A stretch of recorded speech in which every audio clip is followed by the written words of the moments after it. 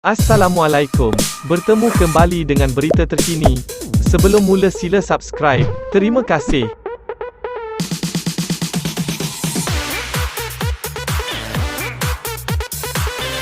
Alur Setar, saranan bekas Perdana Menteri Datuk Seri Najib Tun Razak agar Petronas wajar menyelamatkan syarikat perkhidmatan minyak dan gas kedua terbesar di dunia.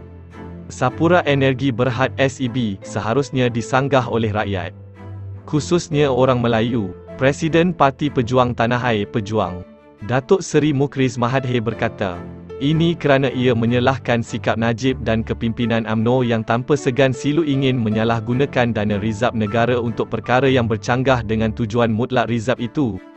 Menurutnya, niat di sebalik kenyataan Najib itu dilihat bertentangan dengan tujuan penubuhan dasar ekonomi baru DEB.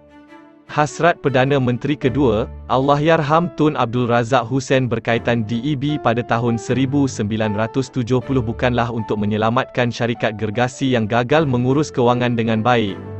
Pertumbuhan kek ekonomi yang terhasil melalui DEB bukan untuk tujuan itu. Walaupun syarikat yang hendak diselamatkan itu milik Melayu. Sebaliknya, prinsip DEB adalah untuk memastikan kekayaan yang terjana dari pertumbuhan ekonomi memanfaatkan golongan termiskin, yang majoritinya orang Melayu, katanya dalam kenyataan akhbar pada Ahad.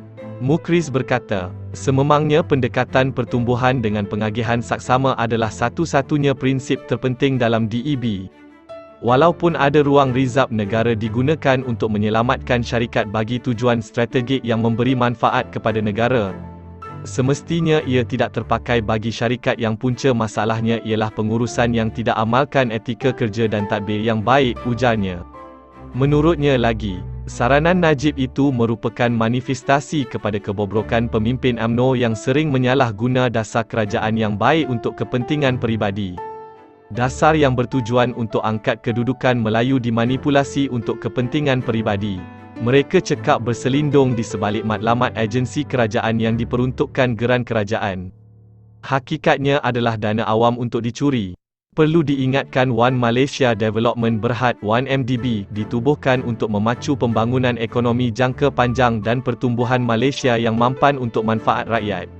Namun apakah manfaat diraih rakyat? Penyelewengan dana kerajaan seperti 1MDB oleh Najib dan konco-konconya merupakan pengkhianatan terbesar kepimpinan UMNO terhadap orang Melayu, jelasnya. Mukhriz berkata, sekiranya tujuan DEB adalah untuk mengagihkan kekayaan dari pertumbuhan ekonomi, 1MDB pula menyusut kewangan negara dengan bebanan hutang yang akhirnya ditanggung oleh rakyat. Akibatnya, bukan sahaja dasar yang mempunyai objektif baik itu gagal, bukan Melayu turut menolak dasar itu disebabkan kerana UMNO dan pemimpinnya. DEB dipersalahkan sebagai memesongkan khazanah negara untuk memperkayakan pemimpin UMNO. Sedangkan ramai Melayu dan bukan Melayu miskin perlukan pembelaan seperti dihasratkan DEB, katanya lagi. Disebabkan itu, kata Mukhriz, kenyataan Najib mengenai pertumbuhan kek ekonomi harus disanggah oleh keseluruhan masyarakat Melayu. Pengkhianatan pemimpin UMNO terhadap Melayu harus disekat dengan penolakan Melayu terhadap UMNO secara menyeluruh. Cukup-cukuplah laungan hidup Melayu dijadikan perisai untuk pemimpin UMNO. Melayu tidak rela diperkudakan UMNO lagi. Melayu tahu mana kaca yang melukakan, mana berlian yang gemerlapnya menerangi laluan kelam, tegasnya. Pada debat perdana yang menampilkan Najib bersama Ketua Pembangkang, Datuk Seri Anwar Ibrahim yang disiarkan secara langsung dari Pusat Pelancongan Malaysia, MATIK pada Khamis, Najib mencadangkan agar Petronas mengambil alih SEB. Menurut beliau, ia sekaligus dapat menjamin dan menyelamatkan 7 bilion ringgit kontrak SEB.